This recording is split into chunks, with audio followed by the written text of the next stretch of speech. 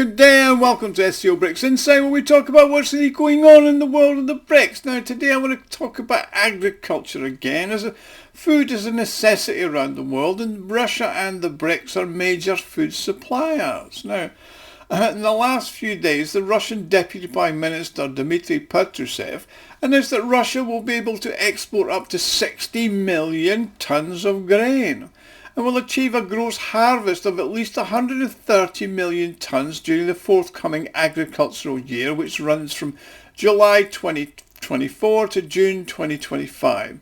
Now, the Minister of Agriculture, Oksana Lut, stated that the result will rank among the top 5 in Russia's modern history, enabling the country to maintain its significant exports for both raw materials and processed products from the grains.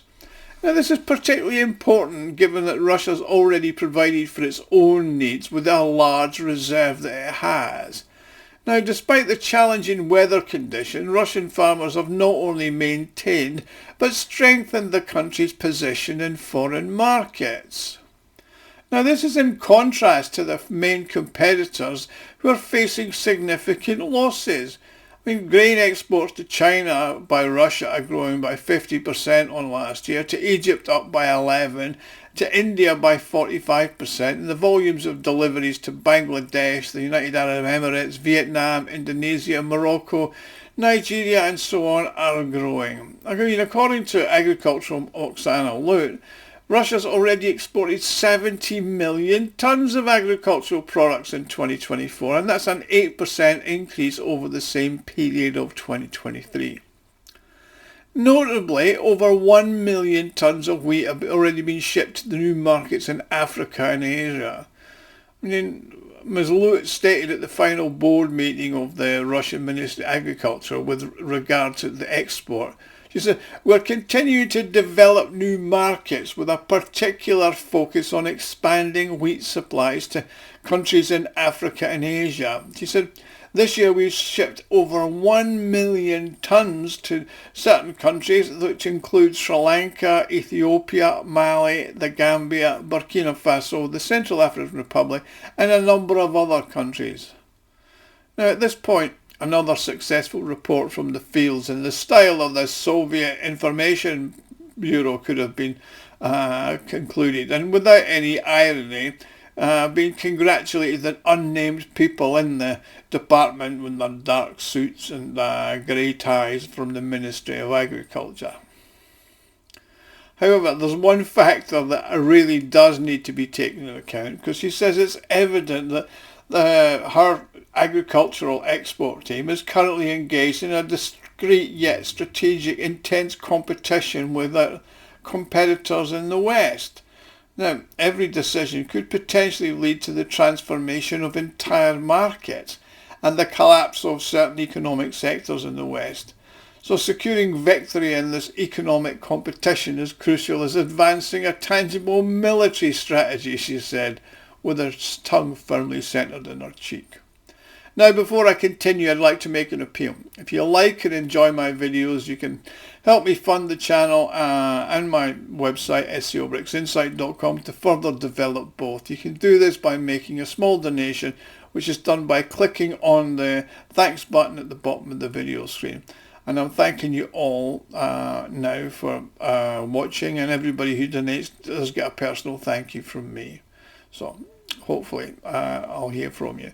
Now in March of this year, Politico, the US publication that's focused mainly on US domestic politics, published an article, "Russia is winning the global grain war." Now the authors of the article expressed concern that Russia's grain export policies differ from those of other major grain exporters and do not adhere to the established rules.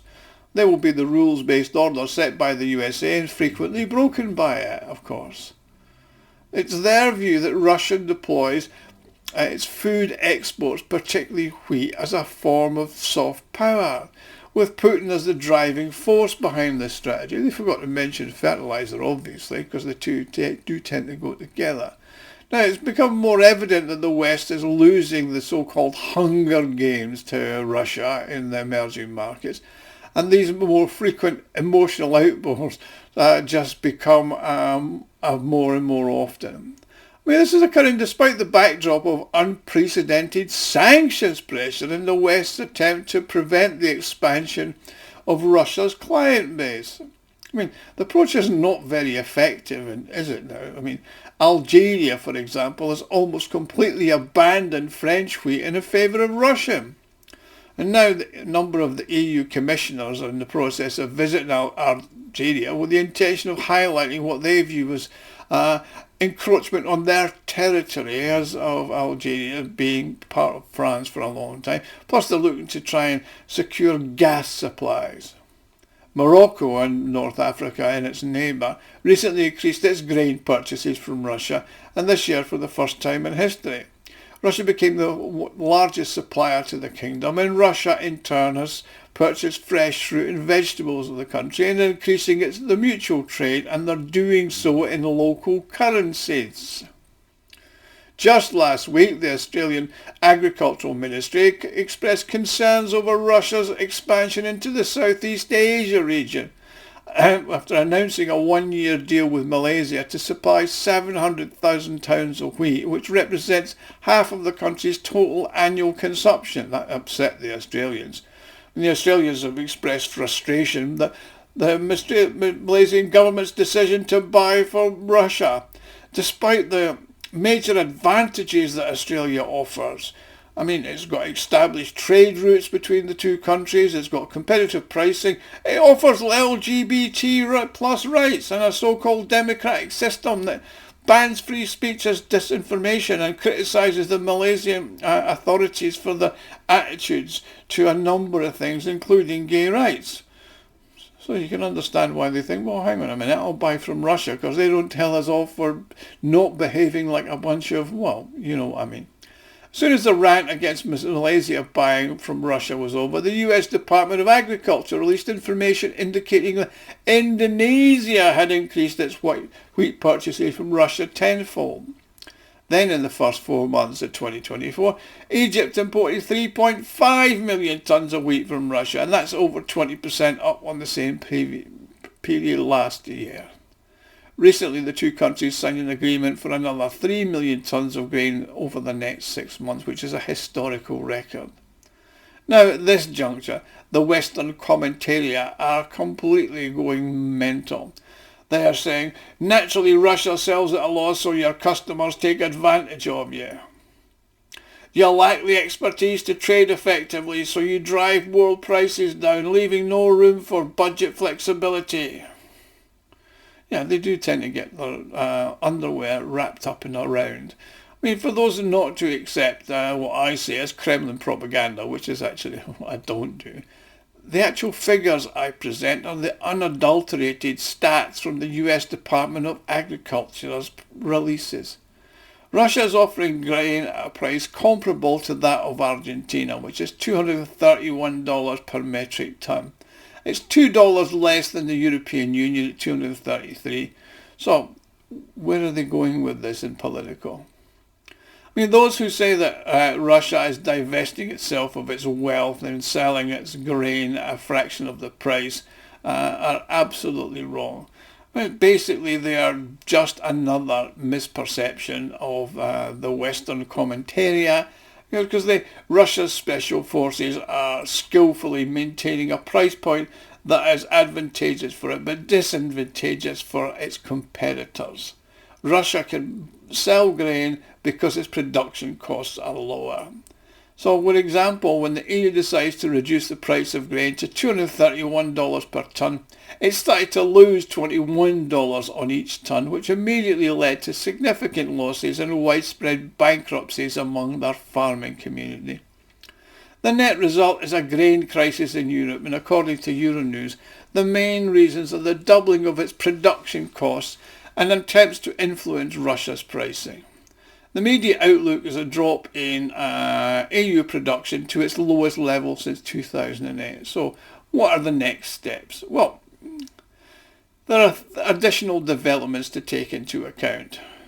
At the recent BRICS summit in Kazan, the participants expressed their support for the Russian initiative to create a BRICS grain exchange. That makes sense simply because the bloc's countries are responsible for almost half of the world's grain production and consumption.